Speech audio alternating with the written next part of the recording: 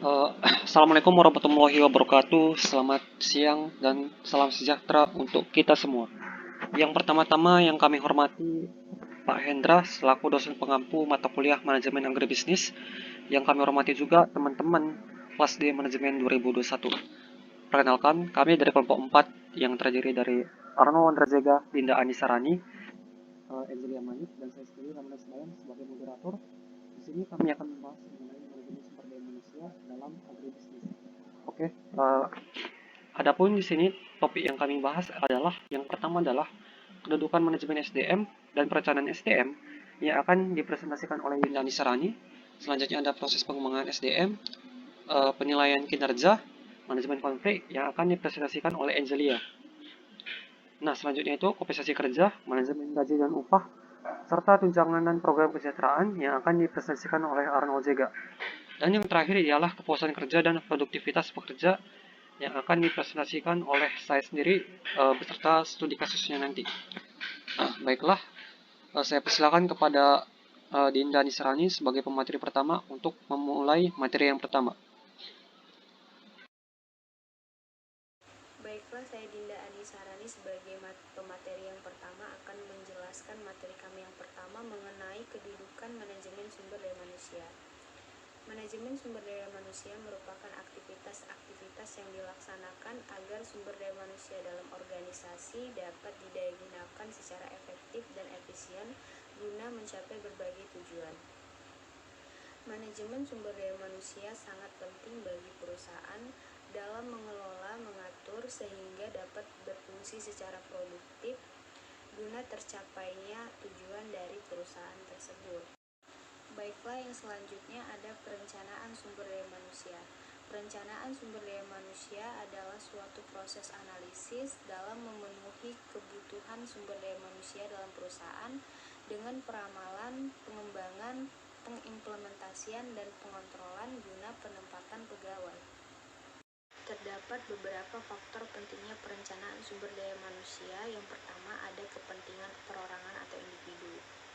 Perencanaan sumber daya manusia dapat membantu meningkatkan potensi dari karyawan itu sendiri, dan begitu pula dengan kepuasan kerja dapat diciptakan melalui perencanaan karir. Yang kedua ada kepentingan organisasi. Perencanaan sumber daya manusia sangat penting bagi organisasi karena organisasi dapat mendapatkan calon pegawai yang memenuhi kualifikasi. Dan dengan perencanaan sumber daya manusia, organisasi dapat mempersiapkan calon-calon yang berpotensi untuk menduduki posisi manajer di masa yang akan datang. Nah, yang terakhir ada kepentingan nasional. Perencanaan sumber daya manusia dapat dimanfaatkan pula oleh pemerintahan untuk meningkatkan produktivitas nasional dan untuk menjadikan sumber daya manusia sebagai tenaga ahli dalam bidang tertentu untuk membantu program dari pemerintahan. Pengembangan sumber daya manusia. Pengembangan sumber daya manusia merupakan suatu proses peningkatan pengetahuan, keterampilan, dan kapasitas dari semua penduduk dalam suatu masyarakat. Pengembangan ini terdiri menjadi dua bagian. Yang pertama secara makro. Pengembangan sumber daya manusia secara makro merupakan suatu proses peningkatan kualitas atau kemampuan manusia dalam rangka mencapai tujuan pembangunan bangsa yang mencakup perencanaan, pembangunan, dan pengelolaan. Sedangkan pengembangan sumber daya manusia secara mikro merupakan suatu proses perencanaan yang terdiri dari pendidikan, pelatihan, dan pengelolaan tenaga kerja atau karyawan untuk mencapai suatu hasil yang optimal. Pengembangan sumber daya manusia ini dilakukan untuk meningkatkan produktivitas kerja agar mencapai sasaran, sehingga organisasi tersebut bergerak secara optimal dan mencapai suatu kesatuan yang utuh. Selanjutnya, ada beberapa langkah-langkah yang dapat dilakukan saat melaksanakan pengembangan sumber daya manusia. Yang pertama, menganalisis kebutuhan pelatihan organisasi atau need assessment.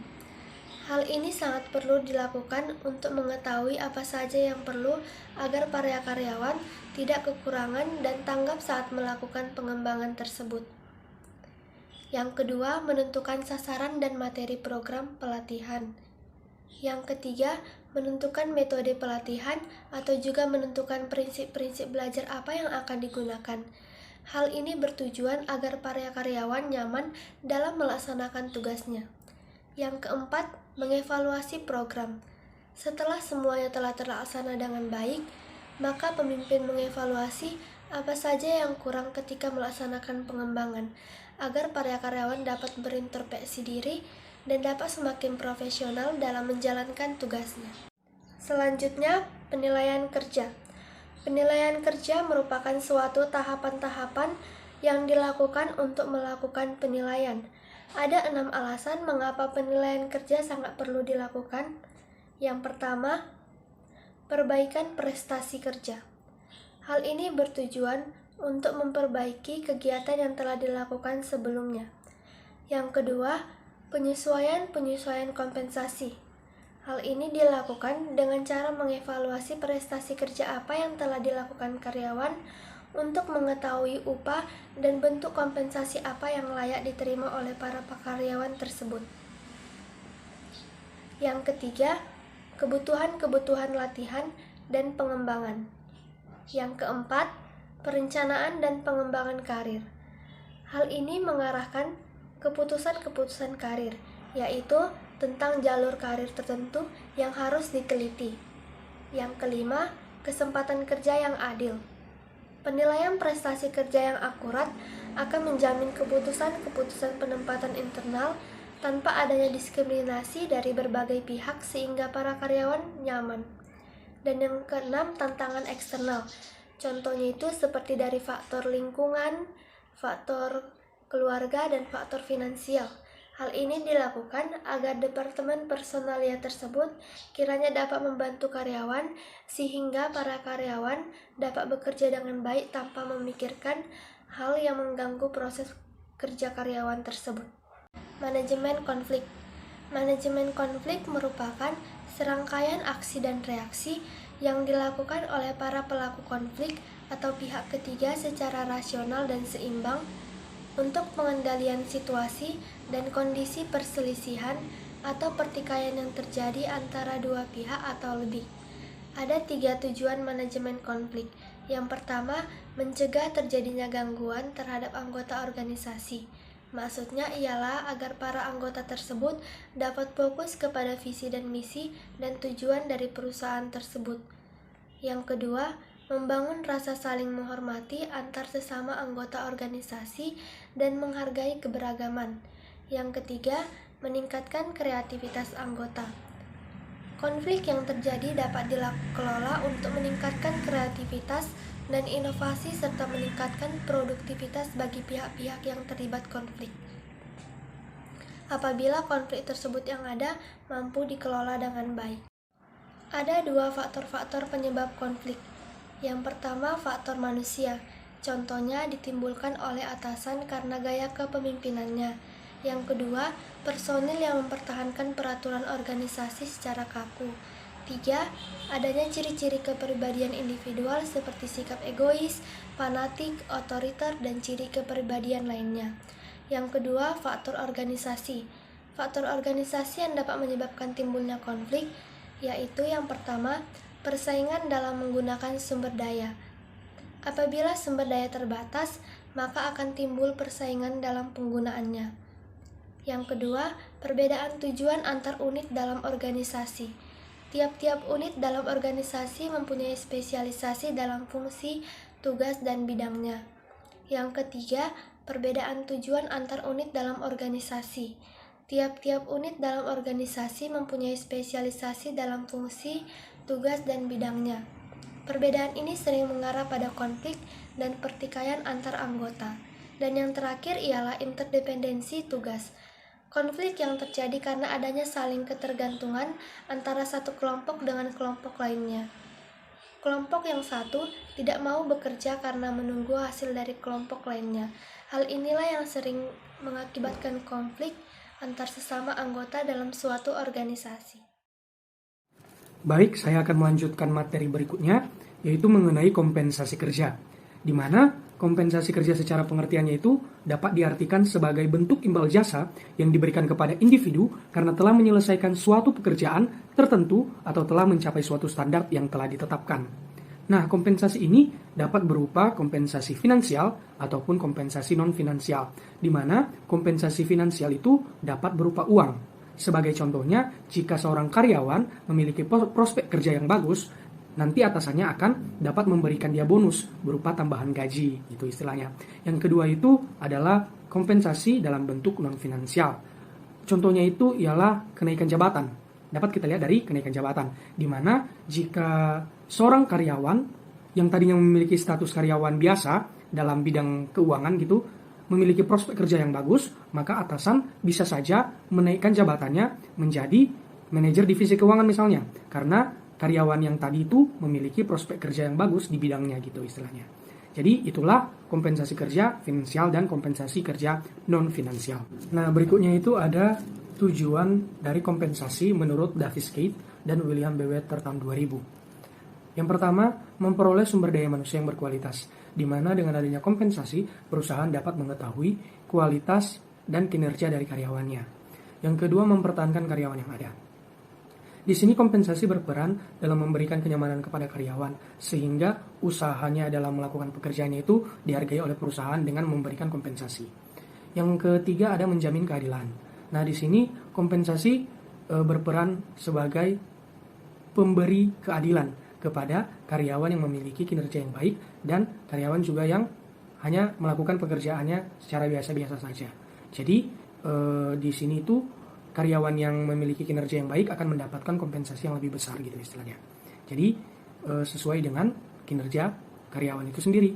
Yang keempat ada penghargaan terhadap perilaku yang diinginkan, di mana program kompensasi dapat juga dalam bentuk penghargaan terhadap pola perilaku yang diperlihatkan oleh karyawan tersebut. Jadi ketika perilaku karyawan itu baik dan taat, disiplin istilahnya pada peraturan-peraturan yang ada di sebuah perusahaan, maka perusahaan dapat saja memberikan kompensasi kepada karyawan tersebut. Yang kelima itu adalah mengendalikan biaya. Di sini program kompensasi yang wajar itu pemberiannya itu tidak terlalu tinggi ataupun tidak terlalu rendah. Nah, hal itu akan membantu perusahaan dalam memperoleh dan mempertahankan karyawan dengan kualitas seperti yang diharapkan. Yang keenam itu ada mengikuti aturan pemerintah, di mana sistem kompensasi ini telah diatur dalam Undang-Undang Ketenagakerjaan Nomor 13 Tahun 2003. Nah, oleh karena itu, kompensasi tadi itu, dalam pemberian kompensasi, kita tidak boleh sewenang-wenangnya saja memberikan, tetapi mengikuti aturan pemerintah yang telah ditetapkan pada Undang-Undang Ketenagakerjaan Nomor 13 Tahun 2003. Dan yang terakhir, ialah terbuka dan transparan. Nah, di sini sistem kompensasi yang baik hendaknya diberikan secara terbuka dan transparan, serta dapat dipahami oleh semua anggota dalam organisasi ataupun perusahaan tempat kita berada gitu. Selain itu juga, adapun asas-asas dalam memberikan kompensasi kepada karyawan. Ada dua asas yang perlu diperhatikan. Yang pertama itu adalah asas adil, di mana asas adil ini ialah lebih kepada dasar penilaian, perlakuan, dan pemberian penghargaan atau hukuman kepada karyawannya. Jadi, dalam melakukan kompensasi itu kepada karyawan, kita harus sebagai atasan perusahaan misalnya, kita itu harus adil dalam memberikannya, tidak boleh memilih-milih. Istilahnya, kalau karyawan si A itu adalah saudara saya, sedangkan dia tidak memiliki kinerja yang baik, saya tetap memberikan dia kompensasi yang besar. Itu tidak boleh. Itu akan memberikan ketidaknyamanan kepada karyawan lain yang benar-benar melakukan pekerjaannya sesuai dengan target dan capaian perusahaan. Berikutnya itu ada asas layak, di mana besaran kompensasi yang diterima karyawan harusnya dapat memenuhi kebutuhan hidup pada tingkat normatif yang ideal. Nah, di sini kita dapat simpulkan bahwasannya kompensasi itu harus layak diberikan kepada karyawan yang memiliki kinerja yang bagus. Artinya kita tidak boleh memberikan kompensasi jauh di bawah UMR misalnya, jauh di bawah kebutuhan dari karyawan itu sendiri. Nah, materi selanjutnya yaitu mengenai manajemen gaji dan upah, di mana pengertian dari gaji dan upah ini hampir sama, yaitu penerimaan sebagai imbalan kepada penerima pekerjaan atas pekerjaan atau jasa yang dilakukan dan akan dilaksanakan sebagai jaminan kelangsungan hidup manusia yang layak, yang dihasilkan dalam bentuk yang dinyatakan atau dinilai sesuai dengan kesepakatan peraturan perundang-undangan dan ditentukan dalam jumlah yang dibayarkan berdasarkan perjanjian kerja antara pemberi kerja dengan pekerja. Nah, pasti kita bertanya, apa itu perbedaan dari gaji dan upah? Itu bisa kita lihat dari pemberian imbalan itu. Biasanya gaji itu identik dengan pemberian imbalan secara teratur. Misalnya gaji per bulan, gaji per triwulan, gaji per semester, dan lain sebagainya. Jadi pemberian gaji itu dilakukan secara berkala dan teratur gitu. Sedangkan upah itu identik dengan pemberian imbalan secara tidak teratur, di mana ini upah biasanya diberikan ketika seseorang habis melakukan pekerjaannya, langsung imbalannya itu diberikan saat itu juga gitu. Setelah pekerjaannya telah selesai, begitu. Berdasarkan penjelasan tadi, ada pun langkah-langkah dalam penentuan gaji dan upah. Langkah pertama itu ialah menganalisis jabatan atau tugas, di mana analisis jabatan atau tugas ini merupakan kegiatan untuk mencari informasi tentang tugas-tugas yang dilakukan dan persyaratan apa saja yang diperlukan dalam melaksanakan tugas tersebut untuk mengembangkan uraian tugas, spesifikasi tugas, dan juga standar untuk melakukan pekerjaan. Yang kedua itu ada mengevaluasi jabatan, di mana evaluasi jabatan ini adalah proses yang sistematis dalam menentukan nilai relatif dari suatu pekerjaan dengan pekerjaan lainnya. Langkah ketiga yaitu melakukan survei gaji dan upah, di mana survei gaji dan upah ini merupakan kegiatan untuk mengetahui bagaimana tingkat gaji yang berlaku secara umum dalam perusahaan yang mempunyai jabatan sejenis. Survei dilakukan dengan cara mendatangi perusahaan tersebut atau datang ke lapangan secara langsung untuk mendapatkan informasi berapa sih tingkat gaji yang berlaku dengan cara membuat kuesioner secara formal. Dan step terakhir itu ada menentukan tingkat gaji dan upah, di mana penentuan tingkat gaji dan upah ini akan diatur oleh divisi keuangan sesuai dengan jabatan dari masing-masing karyawan. Adapun beberapa tantangan dalam menentukan gaji dan upah terhadap karyawan. Di antaranya yaitu yang pertama tingkat gaji yang lazim, yang kedua tuntutan serikat buruh, dan yang ketiga yaitu tuntutan pemerintah. Tujuan pemberian gaji itu ada 3. Yang pertama yaitu sebagai bentuk ikatan kerjasama, yang kedua kepuasan kerja, dan yang terakhir yaitu pengaruh asosiasi usaha sejenis. Berikutnya kita akan membahas materi mengenai tunjangan dan program kesejahteraan. Pertama-tama kita membahas mengenai pengertian dari tunjangan. Tunjangan adalah segala peraturan, pengelolaan, serta pengkoordinasian yang dilakukan oleh sebuah perusahaan untuk mewujudkan tujuan perusahaan dengan memberikan balas jasa, serta penghargaan berupa materi atau non-materi yang diberikan kepada pegawai secara layak dan adil atas jasa yang mereka lakukan. Di sini ada 2 jenis-jenis tunjangan. Jenis tunjangan yang pertama yaitu jenis tunjangan tetap, di mana jenis tunjangan tetap ini merupakan suatu pembayaran yang diatur berkaitan dengan pekerjaan yang diberikan secara tetap untuk pekerja dan keluarganya, serta dibayarkan dalam satuan waktu yang sama dengan pembayaran upah pokok yang dikaitkan dengan kehadiran atau prestasi ataupun produktivitas tertentu dari karyawan itu sendiri. Nah, contoh jenis tunjangan tetap ini berupa, yang pertama itu ada tunjangan keluarga, tunjangan jabatan, tunjangan makan, dan tunjangan lain-lain. Sekarang kita masuk pada jenis tunjangan yang kedua, yaitu tunjangan tidak tetap. Tunjangan tidak tetap ini adalah suatu pembayaran yang diatur berkaitan dengan pekerjaan yang diberikan secara tidak tetap kepada karyawan dan dikaitkan dengan kehadiran atau prestasi kerja. Contohnya itu ada tunjangan transportasi, tunjangan kehadiran, tunjangan shift, tunjangan perumahan, serta tunjangan kesehatan. Selain dari jenis-jenis tunjangan yang telah kita jelaskan tadi, ada juga manfaat dari tunjangan. Nah, manfaat tunjangan ini bisa dibagi 2, ada bagi perusahaan, manfaat bagi perusahaan, dan juga manfaat bagi karyawan. Kita mulai pertama dari manfaat tunjangan bagi perusahaan, di mana manfaat tunjangan bagi perusahaan ini dapat berupa pengurangan kemangkiran dan perpindahan. Yang berikutnya, meningkatkan semangat kerja pegawai, menambah kesetiaan pegawai kepada organisasi atau perusahaan, menambah peran serta pegawai dalam masalah-masalah yang ada di dalam perusahaan, mengurangi keluhan-keluhan dan mengurangi pengaruh serikat kerja, serta mempermudah usaha penarikan pegawai dan mempertahankannya. Sedangkan bagi pegawai atau karyawan sendiri, manfaat tunjangan itu meliputi pemberian kenikmatan dan fasilitas yang dengan cara lain tidak tersedia atau yang tersedia tapi dalam bentuk yang kurang memadai. Yang kedua itu memberikan bantuan dalam memecahkan masalah-masalah perseorangan, menambah kepuasan, membantu kepada kemajuan perseorangan, serta yang terakhir itu memberikan alat untuk dapat mengenal pegawai-pegawai lain. Kita telah membahas mengenai tunjangan, sekarang kita masuk pada program kesejahteraan. Nah, di mana secara pengertiannya sendiri, program kesejahteraan itu merupakan bentuk balas jasa yang lengkap, baik itu secara materi ataupun non-materi, yang diberikan oleh pihak perusahaan berdasarkan kebijaksanaan. Nah, program kesejahteraan ini bertujuan untuk mempertahankan serta memperbaiki kondisi fisik dan mental karyawan agar produktivitasnya itu meningkat. Nah, program kesejahteraan ini juga sama halnya tadi dengan tunjangan memiliki tujuan, di mana tujuannya meliputi peningkatan kesetiaan dan ketertarikan pegawai dengan perusahaan, memberikan ketenangan dan pemenuhan kebutuhan bagi pegawai beserta keluarganya, memotivasi gairah kerja, disiplin dan produktivitas pegawainya, menurunkan tingkat absensi dan pergantian tenaga kerja, menciptakan lingkungan dan suasana kerja yang baik serta nyaman, serta membantu lancarnya pelaksanaan pekerjaan untuk mencapai tujuan.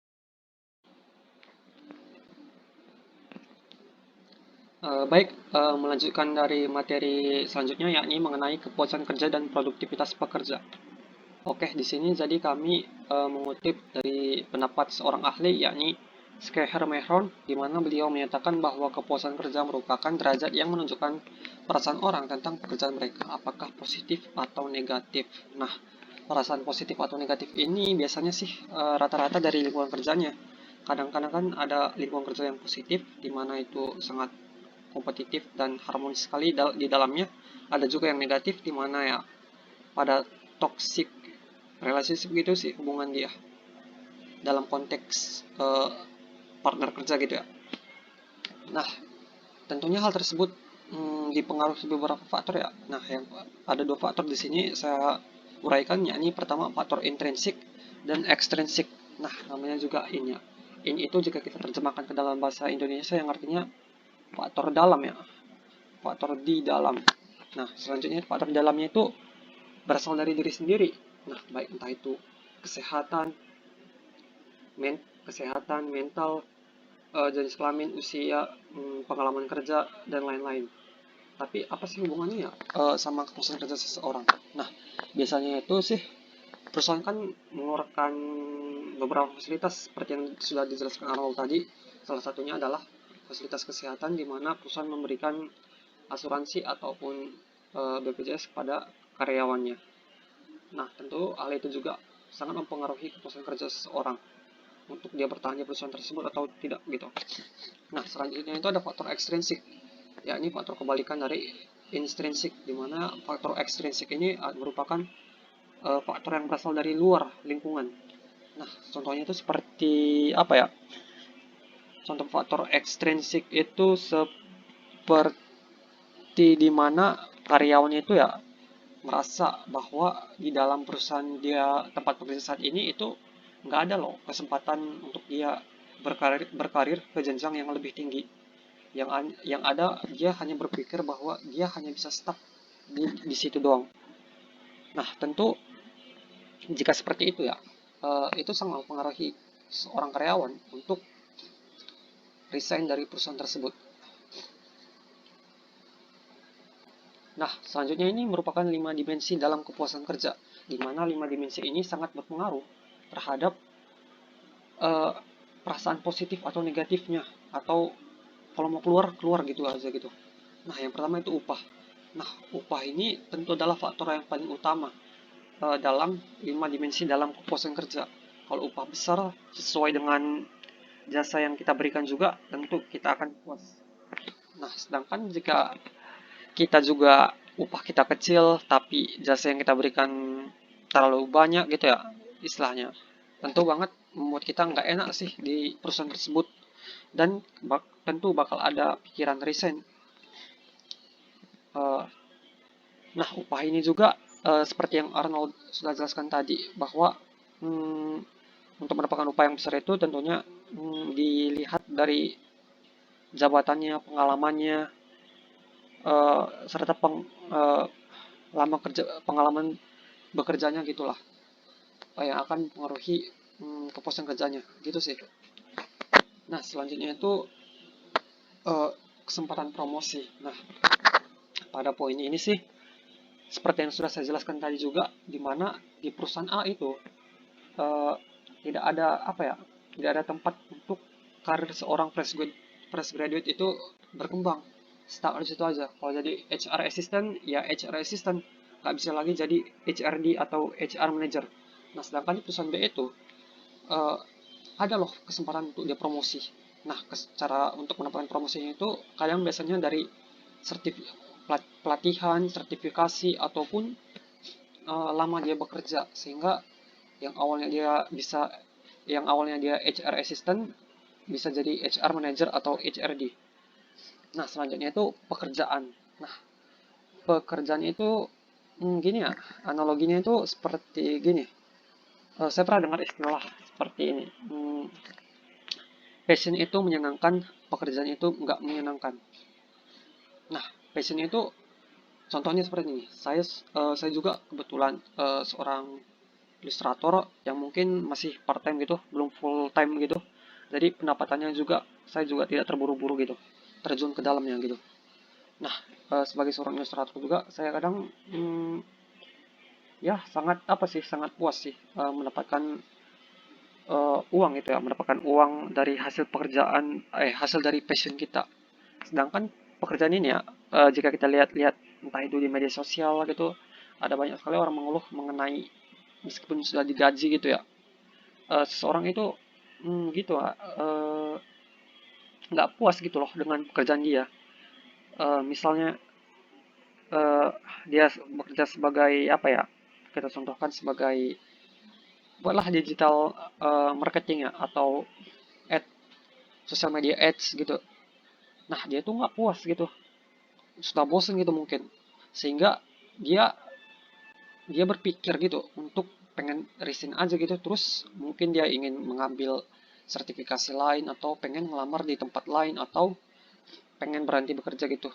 Mungkin juga bisa juga sih karena pekerjaan yang terlalu berat gitu dapat menimbulkan stres kerja, sehingga mau nggak mau mungkin dari karyawannya itu berpikir ya ingin resign aja gitu. Nah, selanjutnya itu adalah penyelia. Di sini penyedia. Salah juga di sini. Nah, penyelia ini kurang lebih sih seperti kesempatan promosi di mana memiliki tingkat yang menentukan apa sih kepuasan pekerjaan seseorang. Penyelia ini sih sama seperti HR gitu sih kalau nggak salah kerjaannya ya.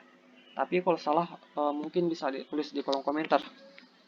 Nah, selanjutnya itu rekan kerja. Nah, rekan kerja ini menurut saya sangat berpengaruh sekali sih terhadap kepuasan kerja seseorang. Nah, misalnya ini ya, kita fresh graduate, di mana kita baru melamar di perusahaan A lah kita buat. Nah, di perusahaan A ini, waduh, saat kita di hari pertama, para senior-senior kita itu, waduh, cuek banget gitu. Jadi, tentu kita bakal kepikiran langsung minder, langsung gimana ya, kita nggak ada niat gitu untuk kerjasama dengan mereka gitu. Yang kadang ya dapat menyebabkan perusahaan itu dapat mungkin bisa bangkrut atau tidak, lingkungannya toksik gitu ya. Sedangkan di perusahaan B itu, misalnya kita dapat di perusahaan B, kita riset lingkungannya, di mana di situ kita sangat dilayani dengan ramah, mempunyai rekan kerja yang suportif, kompetitif, dan saling membackup. Nah, tentunya dengan tiga sifat itu ya, kita sebagai fresh graduate atau karyawan baru di sana bakalan senang banget ketemu temen kerja gitu, rekan kerja seperti itu. Nah, dalam konteks agribisnis juga sebenarnya sama aja sih, baik agribisnis maupun perusahaan. Nah, karena agribisnis juga ada juga sih perusahaan PT-PT seperti PT menjual pupuk atau PT perkebunan gitu, yang dimana terdiri dari kita bisalah kita bilang ada manajer serta ada karyawan juga. Kalau konteks kecilnya itu ya seperti petani gitulah, tapi namanya agribisnis cakupannya itu luas, tidak hanya pertanian saja gitu. Nah, jadi itu tadilah 5 dimensi dalam kepuasan kerja seseorang, dimana ini kelimanya ini sangat relevan dan sangat berpengaruh terhadap kepuasan kerja dari seorang karyawan. Tentunya juga ini akan mempengaruhi kinerja dari perusahaan. Demikianlah presentasi kami mengenai materi manajemen SDM dalam lingkup agribisnis. Nah, selanjutnya ini ada studi case, di mana studi case-nya ini Judulnya ini peningkatan kapasitas SDM dan pemasaran digital dengan mediasi modal intelektual terhadap kinerja usaha agribisnis. Nah, jadi kasusnya ini pada saat 2020 ya, saat mungkin 2020 saat atau 2019 saat awal mula pandemi COVID-19. Nah, pada saat itu juga kan baik usaha kecil, mikro menengah atau usaha-usaha lain itu sangat terdampak banget. Ada yang rugi, ada yang PHK karyawannya, dan masih banyak lagi lah aktivitas-aktivitas ekonomi yang merugikan kita sedunia ini. Nah, jadi bagaimana sih ya usaha strategi yang dibuat oleh strategi agribisnis yang tepat ya untuk dapat bertahan dalam pandemi COVID-19 tersebut. Nah, di sini dari kelompok kami merumuskan 4 solusi. Nah, solusi yang pertama itu tentu adalah inovasi. Nah, tentu dengan berinovasi kita bakalan tidak tertinggal. Nah, saat pandemi COVID-19 ini salah satu terobosan yang dapat kita buat adalah dengan berinovasi. Berinovasinya itu seperti apa? Nah, kita dapat berinovasi dengan memanfaatkan internet. Nah, memanfaatkan internet ini ialah kita memanfaatkan seperti kita membuat website gitu atau aplikasi di mana hal itu dapat memudahkan customer kita untuk membeli produk-produk kita melalui website kita. Jadi kita tinggal kirim melalui jasa pengiriman.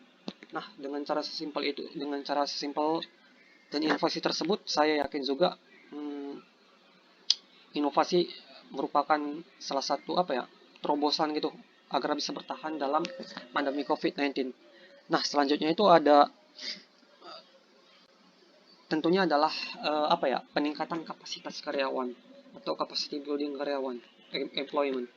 Nah, peningkatan kapasitas karyawan ini sangat penting banget sih, soalnya kita harus melatih para karyawan kita agar melek digital juga, soalnya agar bisa bertahan dalam pandemi COVID ini kita harus benar-benar melek digital, nggak boleh ketinggalan zaman, karena semenjak pandemi COVID ini ada pembatasan yang dimana kita nggak boleh berinteraksi secara langsung dengan seseorang. Nah, dengan adanya internet ini dapat juga sih memudahkan kita untuk berbicara face to face secara langsung maupun tidak langsung. Nah, secara langsungnya itu mungkin dapat membuat meeting melalui Zoom atau Google Meet, dan non langsungnya itu sekedar berkomunikasi melalui WhatsApp atau Telegram gitu. Nah, selanjutnya itu adalah dengan pemasaran digital ya, pemasaran digital. Nah, pemasaran digital itu tentunya sangat penting banget sih. Karena apa ya? Karena sama halnya dengan poin pertama tadi, ini merupakan salah satu terobosan banget, dimana agar bisa bertahan, perusahaan harus menjual produknya secara digital dengan membuat website atau aplikasinya agar memudahkan customer itu membeli produknya gitu. Nah, dengan begitu tentunya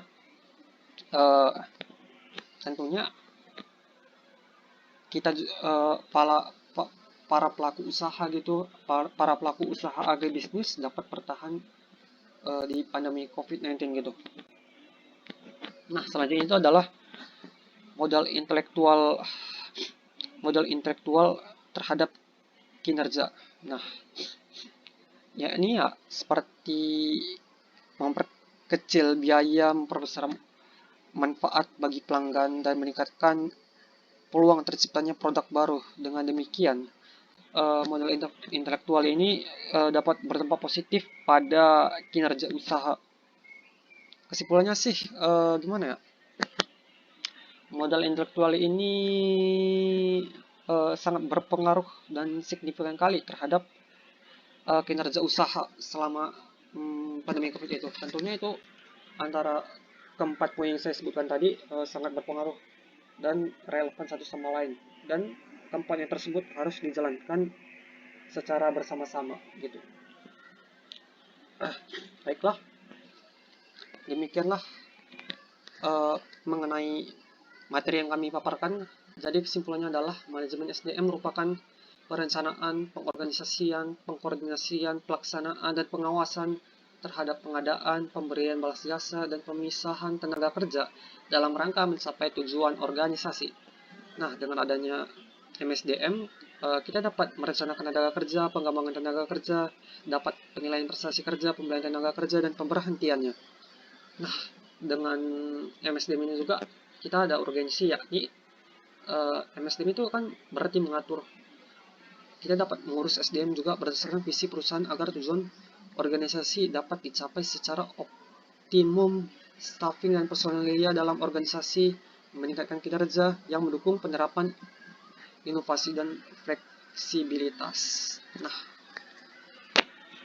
tentunya dalam konteks agribisnis juga, ya, soalnya dalam konteks agribisnis SDM ini sih sangat penting juga, karena dari tahap awal sampai tahap akhir itu SDM sangat diperlukan untuk menjalankan roda operasional dari usaha agribisnis yang dijalankan.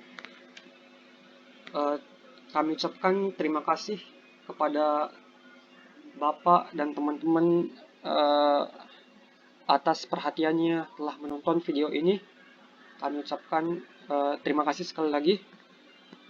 Assalamualaikum warahmatullahi wabarakatuh. Dan mohon maaf jika ada kekurangan dalam video kami ini. Sekian dan terima kasih.